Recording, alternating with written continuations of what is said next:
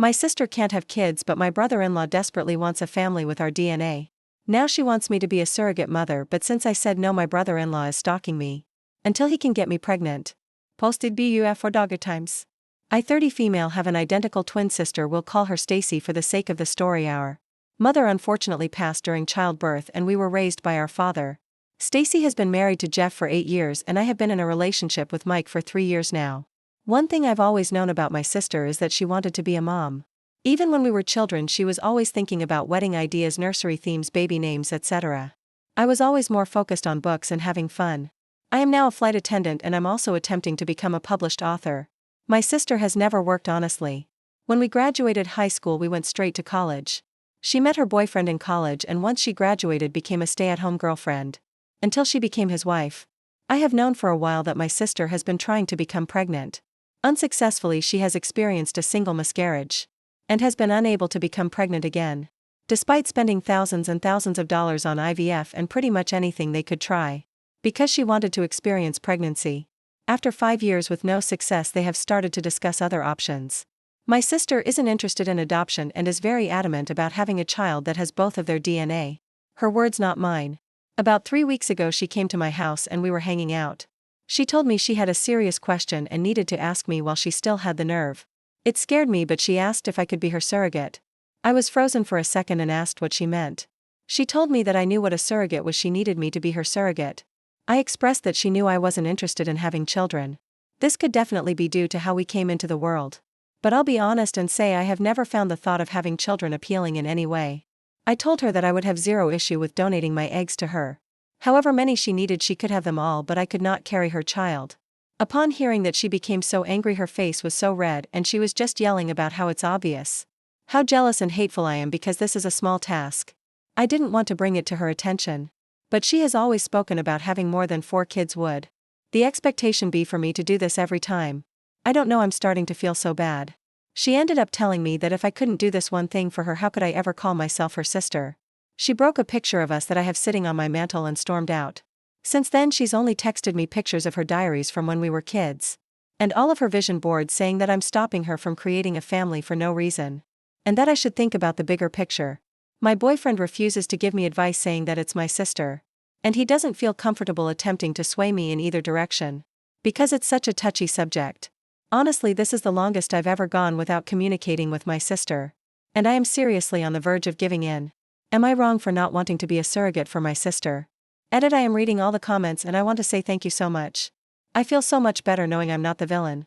But I would be lying if I said I am not leaning towards just doing it.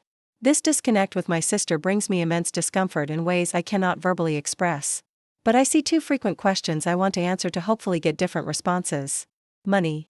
My mother did not die of natural causes, it was due to provide her error. My father sued the hospital and my sister, and I have sizable trusts from that money. So money is not an issue for either of us, and her husband is financially well off as well. So not working for 9 months or paying for the egg retrieval process, etc. isn't an issue. In any way, it's more about her stubbornness for the baby to share our DNA. And for one of us to be carrying it since we're identical. If she can't have a baby, how can I? Her inability to have a child is due to a car accident we were in, which is also the cause of the miscarriage she experienced. Since she was in the front seat with our father, they took the brunt of the crash, unfortunately. Her body is now unable to carry a child and she has had extreme complications with egg retrieval. I'm not sure about the details of how that has gone wrong. Just that it is not working and is not an option. It is hard to get her to discuss non-viable options. So I can gain a better understanding. Doctors will not allow me to be a surrogate due to me not having a child. Thank you so much for this information. We have family dinner this upcoming Thursday. Because we always watch football with our dads and significant others. I'm sure this topic will come up if she decides to attend. I'm hoping I can bring this up to her. Update 2 days later. So I promised an update tomorrow, but my dad actually ended up calling me while I was hanging out. And told me to come over for dinner last night so we could talk. I want to start by saying thank you so much for all the comments and advice. Some of you were jerks to not only me but to my sister and boyfriend as well. I still appreciate the help. I didn't even ask what it was about. When my dad called, I figured he had spoken to Stacy based on the comments. I know you guys won't be happy, but I spoke with my boyfriend about where his head was. If I were to go forward with it, he told me that he loved me and would support me through anything. And everything, but he would not continue to sit by while my sister made me feel like trash. If I was doing this under coercion, he said he wouldn't be able to support me. Which I honestly completely understand.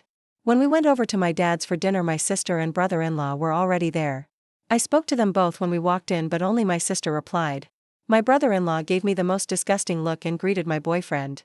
Only my dad sat us down at the table, and there was just this awkward silence and tension. I could cut with a butcher knife. He said, "Somebody talk, we need to get this resolved before the game tomorrow night." My dad loves football.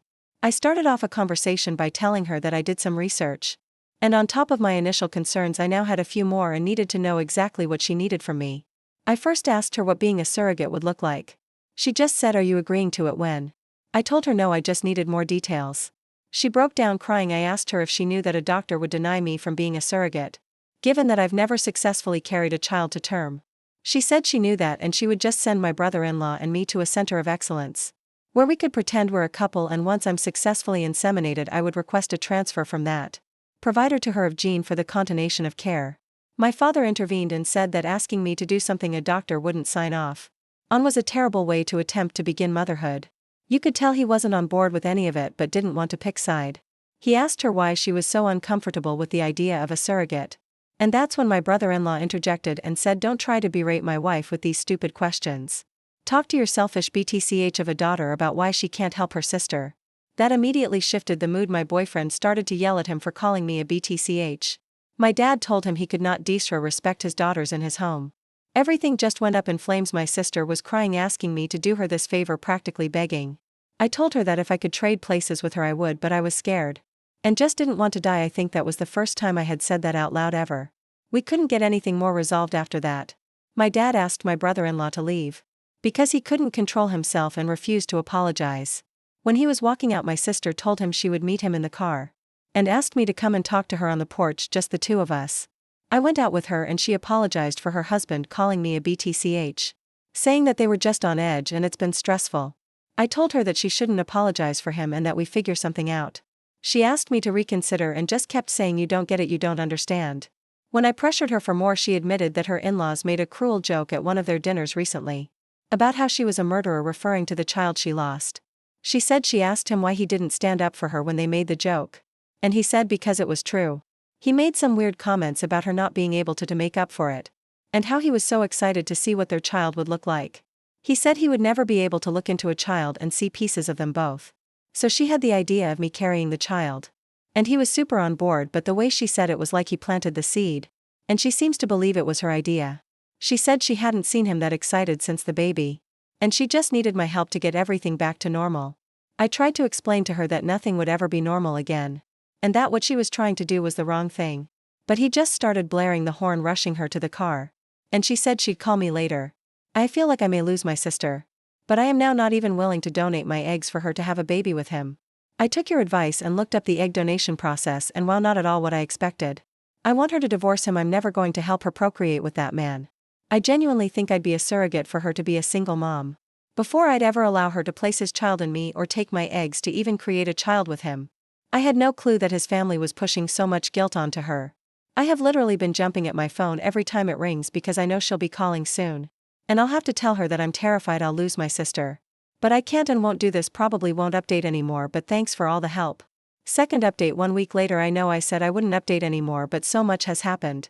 And I can't explain the weird relief I feel typing my madness onto this website. A lot of you suggested that I'd be more careful around my brother-in-law, for fear that he would become violent. I did not listen. And I kick myself now for not doing so. I thought I knew my family well enough, and this was just a bump in the road. How extremely naive of me. My sister called me back the next morning, the day after he called me a BTCH, but unfortunately I missed the call because I was in the shower. When I called back there was no answer. It was a normal day until we got to my father's house that night, for football kickoff had just happened. When my sister walked in, she asked my dad if he could come outside and talk to her husband. My dad said no because the game was on and he could either wait until the commercial break or come in, and apologized like a man in front of everyone who witnessed him disrespect me. She took a breath and told him how he wasn't being completely fair. She tried to bring up a previous situation, drawing comparisons, and it infuriated my father. He told her that he didn't raise her to make herself small and weak for a man, and said whatever he did that made her think this was how to have a healthy relationship. He was sorry for failing her as a father. Her eyes started to water and she just stormed out without another word. When I went out to my car after the game was over, I had 2 flat tires and a broken front passenger window. My dad put 2 donuts on the car, used his truck to tow the car into his garage, and told me to take his other vehicle. He said he would get the car fixed, and I could come and get it whenever I had time, but not to worry. He asked if I wanted to stay the night, but I declined. I called my sister, she didn't answer, so I texted her and said a lot. But for the sake of keeping some of it private, I said, I can't believe this is where we are. Loving a man should never call for destroying your family in the process. She responded by saying, that's the problem, my family is already destroyed, and you aren't willing to help me put it together. I tried calling her again after that, but still no answer. On the drive home, I noticed a car following me. When I got a better view, I realized it was my sister's mother-in-law's car. I know this only because she has a very distinct car decal that I have literally never seen anywhere else. I freaked out and called my boyfriend, asking him to meet me back at my place. When I pulled into my driveway, the car pulled in behind me. Luckily, my boyfriend was turning down the street. By the time my brother-in-law got out of his mom's car and tried to walk toward me, my boyfriend was running out of his car yelling at him. Jeff immediately started yelling, I just wanted to apologize, I just wanted to apologize. He and my boyfriend got into a small scuffle before Jeff got back into his mom's car and sped off. He did hit my boyfriend's car in the process, but it didn't appear intentional, and his car is still drivable. After this, I obviously didn't feel too comfortable at home anymore. I packed a bag and went to my boyfriend's place and haven't really been back home since.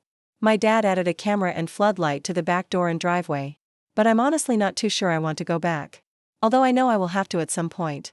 Yes, I reached out to my sister, and no, she did not answer or respond at all that night, or the following day after. That I started noticing a red car following me one day and a black one the next. I know you may say I was scared and just imagining it, but I would notice them start driving to the police station for my dad's instruction, only for them to turn off once the station was in sight. On Sunday, I went to brunch with a few friends to celebrate one's upcoming wedding and discuss bridal shower details. The waiter came to me and told me my husband was UPF front and that it was an emergency. Thinking it was my boyfriend and that she was just mistaken, I went up to find my brother-in-law. I approached him, trying not to make a scene, speaking quietly and asking him to leave or I would call my dad. He told me that everything had just gone too far and he just wanted to apologize. We were kind of in the doorway and it was just awkward with people fuddling in and saying excuse me, so I suggested we step outside to get out of the way. When we went outside, he apologized for calling me a BTCH and said he didn't mean it. He told me I didn't understand how hard it was for him. And I cut him off, saying that how hard it was for him didn't matter to me, because his behavior was becoming too chaotic and abusive, not only toward my sister but to everyone else. He told me that he understood how I could feel that way, but asked me to again reconsider. He reached for my stomach and I instantly stepped back and told him he needed to leave. I said we could set up a time to talk with my dad, but his stalking me was an issue and we could talk later or I would call the police. He grabbed a fistful of my hair as I was walking back into the restaurant, saying, "Don't you effing walk away from me." Honestly, I don't remember much after that. Everything just went really quickly, and a few bystanders got involved. He ended up fleeing before the cops could come. A report was filed. 2 days ago he tried to come up to my airport terminal telling them he was my husband, and that there was an emergency, same B as he pulled at the restaurant. He was arrested after refusing to leave. He was of course bailed out and has since taken to sending me the most vile messages. My sister did leave after the show he put on at my job. She is currently staying with our dad, but has been asking me to drop the charges, making excuses for him, and has been very adamant that he didn't hit me at the restaurant, despite my literal scalp bleeding from how hard he yanked my hair, and the small scratches I have on my neck and arms from him, continuing to escalate aggressively when strangers tried to help. Some of the texts are him telling me the vile things he's going to do to me, like how he'll get me pregnant and I'll be stuck with him for the rest of my life, how he knows that I'm the woman who is going to bring him a son, and if I don't make it easy for him we'll both die. Before he gives up, just really concerning things. I blocked his number. So all of these are coming from random texting apps. I told the police and they said there's no way to prove it's actually him. So until he acts on it, nothing can be done. I am literally scared all the time. My boyfriend drives me to work, and on top of the regular precautions I take, I'm doing even more. I can barely sleep now. I send my sister a screenshot every time her husband messages me, and she has taken to no longer interacting. My dad has asked me to stop doing this because it's beating her down. But I told him that I can't even believe she defended him during some of this, and she needs to see the harassment her husband is committing. I feel defeated. I don't even know if my sister and I can come back from this. I feel like I've basically taken over my boyfriend's life, and I feel terrible about it. He hasn't said anything, but his regular gym visits are sometimes cut short if he has to pick me up or drop me off when I have to work or go anywhere else, because I'm scared being gone for a day due to flights. I know allows him to do more of his routine, but now we're basically forced to live together. which I enjoy but I'm not sure he does. We got into an argument the other day about the AC temperature.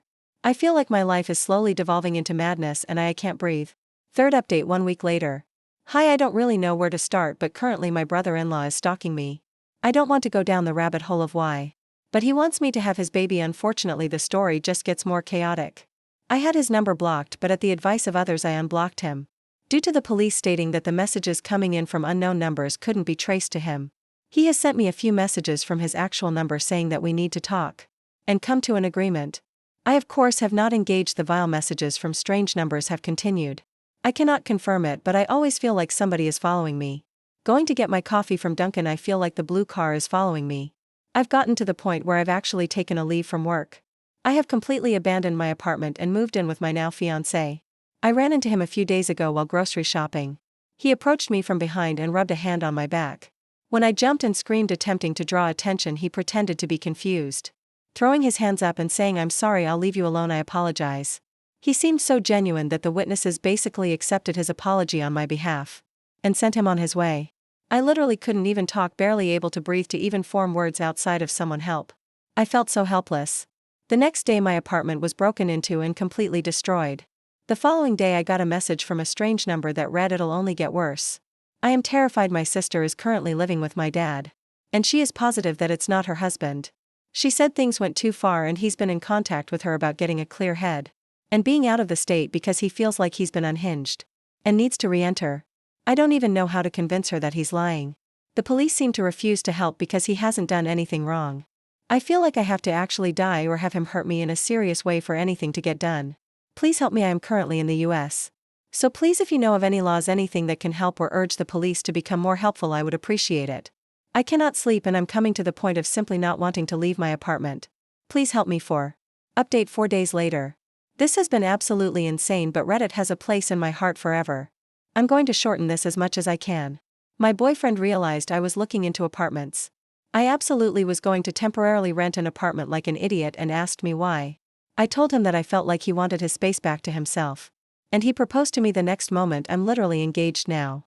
I feel a lot better about taking over his apartment. LOL. I posted in the advice re-edit explaining that my brother-in-law was escalating. He approached me in a grocery store. Unfortunately, I did not do well standing up for myself. They're not my best moment. He broke into my home, did some damage in my bedroom and broke a few things in my kitchen. He knows I love mugs and espresso machine. No, I wasn't there, and yes, cameras were installed afterward. I took a leave of absence from work and basically stayed hole up in my fiancé's apartment. My sister had been ignoring my texts and not engaging with me until I got a random call. When I answered, she was on the phone sobbing. I asked her what was wrong, then thinking something had happened to our dad. She explained that she had been following her husband and knew he was following me. She said she was telling me because she went to the police and they explained they were sending someone out to talk to me. We sat on the phone for 5 hours. She explained that after the hair pulling incident, her light bulb went off and she went into investigative mode.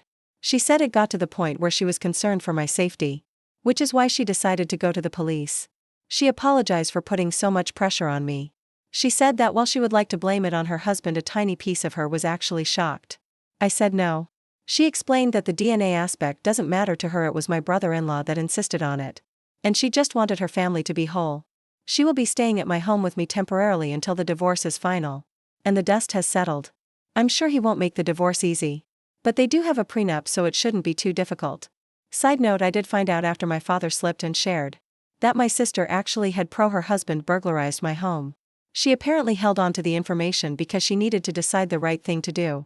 He said that when she told him, he told her she didn't have a choice and made her go immediately. She apparently didn't put up much of a fight, my dad said. He feels like she just needed someone to actually say it to her for her to get it. But I'm not 100% sure how I feel about this. I'm happy that she made the right decision in the end. The police came to my fiancé's apartment the next day. They took my statement and explained to me that they wanted to have an agent patrol me for a day in an unmarked car. And if he followed me, he would be arrested. They didn't inform me what car was following me, but did say that it would be happening immediately. So if I felt I was being followed, not to panic.